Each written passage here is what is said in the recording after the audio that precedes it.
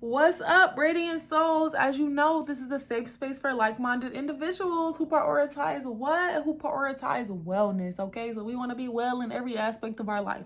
Mentally well, emotionally well, financially well, spiritually well, but ain't nobody perfect. So if you're looking for perfection, this is not the channel for you. If you're new here, welcome. So today we're going to be talking about, it's not about what you say, it's how you say it.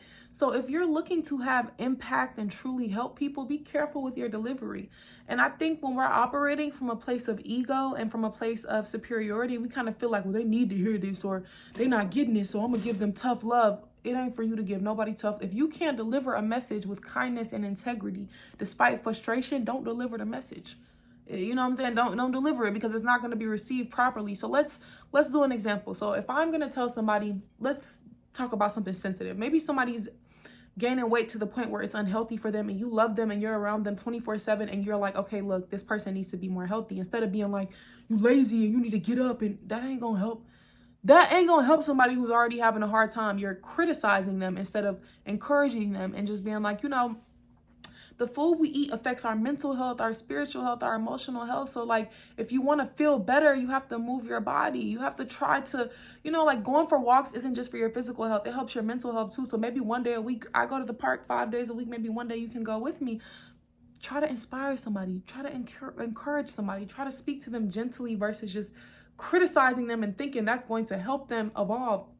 Most people who are suffering with escapism through food, through drugs, through substances, whatever they're going through relationships, they've had a lot of harshness and coldness in their life, and they don't need any more of that. So it's not what you say, it's how you say it. And a lot of people negate this with, what if you try to be nice and they're not getting it?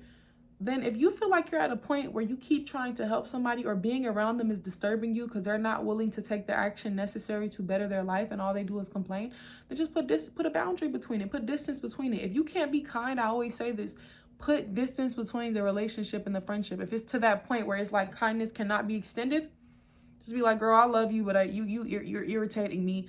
Or, I wouldn't even say that, really, to be honest. I would only say that to people who I'm super close with, like my best friends who know I love them and I have good intentions for them. But just be like, I need some space. I have a lot of stuff going on in my personal life, so I need some space. And, maybe come back in and check in and see how they're doing again a bit later if you can't extend grace and kindness. But nonetheless, like, we're all servants of God. So we're all here to serve a purpose for God. So a lot of times we feel like we're better than people, or we feel like, why they doing this? A lot of times when you judge a person for struggling with something, you will be the one to struggle with it next. And I've watched this in my life. People who judge people for drinking end up drinking. People who judge people for smoking end up smoking. People who judge people for whatever it is, overeating, end up overeating, because it's like, again, God would not place a burden on a soul that it can't bear. So sometimes God is testing somebody with, you don't have the same test as them, and they don't have the same test as you. So that don't mean that you get to down talk to somebody and belittle them because you feel like they've been struggling with their test for too long. You don't know what they're going through mentally, emotionally, financially. So it's better to be kind and push someone to do better than to be passive aggressive, to be rude to them, and to try to use tough love. Most of us have had enough tough love for a lifetime. We live in a tough world. We live in a world where you can't even show emotions. Being vulnerable is being considered weak. So again, it's not what you say, it's how you say it. And some of us grew up with parents who talked really harsh to us. Like, some of us talk harsh to ourselves. I feel like your relationship with people starts with yourself.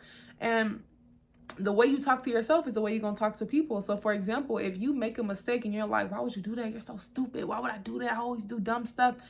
Whoa, don't talk to yourself like that. Be like, okay, why did I do that? I wasn't paying attention to the details. Next time I'll pay attention, but it's okay. Like, you learned your lesson. You apply the knowledge that you learned next time.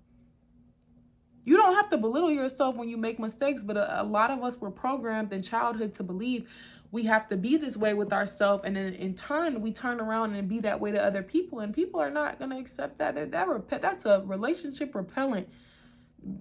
Saying the right thing but not knowing how to say it, because it's like you're not making the impact that you're looking to make. Because is it about helping the person, or is it about being harsh and hurtful when helping the person? And sometimes, again, we're programmed to be like this. Especially, I'm Puerto Rican, so in my culture, we're kind of blunt and like harsh and direct sometimes, and it's like it doesn't help the person. It's not beneficial like that. So sometimes you can reach people on a deeper level when you're just being genuine, like what's really going on with you? I'm worried about you, I'm concerned for you. Like, okay, well, don't stay there. Try to get up. Like, God has you here for a reason. Like, if you can't come at somebody kindly like that and encourage them, stay away from them. Or if they're irritating you to the point, a lot of times when people irritate you to that deeper point, it's because, for one, you're not setting boundaries with them properly. So maybe you feel like, okay, emotionally, I'm overextended with this person, so now I'm going to be so harsh to them so they can get it. But in reality, don't overgive. Like, if you can't, again, God saves people, not us. So if you're at a point with a person where it's like, I try to be nice to you, I try to extend grace, and it's like all you do is make excuses for yourself. You're not trying to progress. And, I can't continue to be around you. It's bothering me a bit. Take space away from them versus lashing out at them. Let them self-correct. Because sometimes when you remove access to yourself, like in a gentle, kind way with people you care about, they'll like assess, like, what was I doing? Like, did I do something for this person to not want to be around me? Like, hopefully they'll self-reflect. And when you come back around, they'll appreciate the help you're giving them more. And maybe they'll meet you halfway and try to help themselves. Because you can't help somebody who doesn't help themselves. But all in all, we're all here to fulfill a greater purpose. And I'm not talking about money and status. I'm talking about God, we're God's servants. So maybe if God is sending you in someone's life when they're in a time of need, like maybe that will be the reason you go to paradise, like for being kind and patient to them in that time.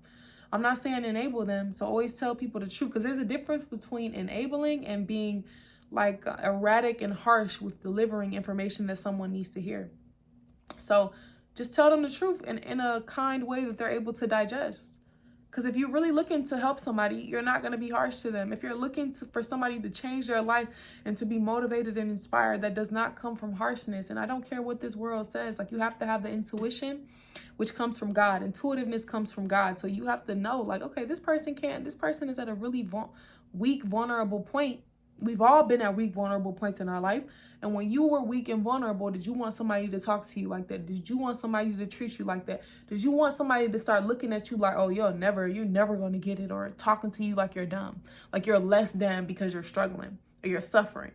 I'm telling you, that's one of the worst feelings ever. Like, when I was going through one of the hardest times in my life, I've always been a person who takes care of myself. I've always got my own money, went to school, job, whatever it is externally, I'm taking care of myself. So I went through a season of my life where I was just kind of depleted mentally, emotionally. And it's like, I could make money, but I didn't have the energy to. I just stopped caring. I was severely burnt out.